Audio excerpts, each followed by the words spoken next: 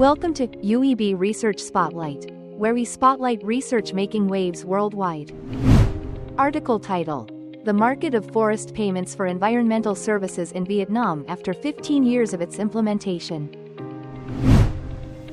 Author: Dr. Phạm T. Linh, MIT Tanzan, Lecturer, VNU University of Economics and Business. Go Tan, Massey University, New Zealand.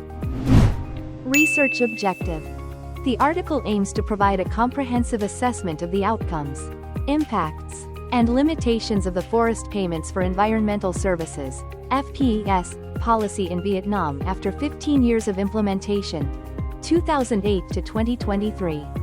The study analyzes FPES as a market-based instrument combined with state governance, designed to balance economic growth, environmental protection, and poverty reduction in mountainous areas. Research methodology: the study employs a mixed method approach, combining qualitative and quantitative analysis based on compilation of secondary data from the Vietnam Forest Protection and Development Fund, VNFF, reports from 47 provincial funds, and relevant policy documents, e.g. Decree 05/2008, NDCP, Decree 99/2010, NDCP, etc. Field surveys conducted in 5 provinces, cities implementing FPES to collect information on the level of awareness, attitudes, and willingness to pay among local residents and enterprises. Comparative analysis and descriptive statistics to identify development trends, financial contributions, and the socio-environmental impacts of FPES.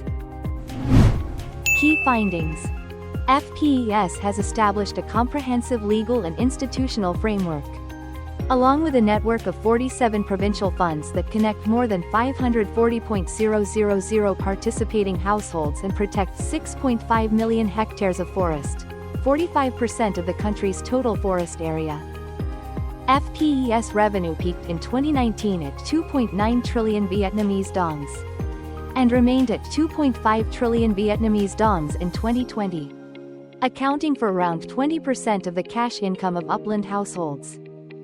The pool of service buyers has expanded significantly, comprising 387 hydropower plants, 191 water supply companies, 266 industrial facilities, and a number of tourism enterprises. Social awareness: 88% of respondents agreed that environmental services should be paid for. Yet only 59% correctly understood the nature of FPES, indicating insufficient communication and formal training. FPES has contributed to poverty reduction, livelihood stability, and improved forest protection awareness. But it still operates more as an administrative mechanism than a true market. Payment levels are set by the state: 36 Vietnamese dongs per kilowatt-hour for electricity, 52 Vietnamese dongs per cubic meter for water, and thus do not reflect supply-demand dynamics. Inequities in benefit distribution persist, and the system lacks diversification of buyers, with sectors such as tourism and real estate still not fully engaged. Notable value and academic contribution. Academic contribution provides the first comprehensive empirical evidence on Vietnam's FPES after 15 years, covering policy, institutional arrangements, and on-the-ground implementation.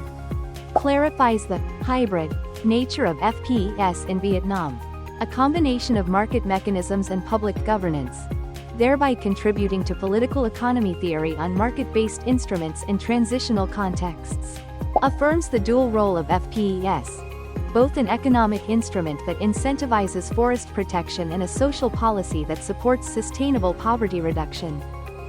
Offers a practical analytical framework for assessing effectiveness and equity in benefit distribution, thereby expanding the theoretical discourse on environmental service markets in developing countries. Policy recommendations from the study. For the government: institutional refinement, reduce administrative intervention, enhance transparency, and ensure social equity in implementation. Pricing reform: gradually shift toward more flexible, Negotiated pricing that better reflects the true supply-demand value of environmental services. Strengthened communication and training, improve understanding of PES among communities, enterprises, and local authorities. More equitable benefit sharing, prioritize poor households and ethnic minority groups who directly protect forest resources.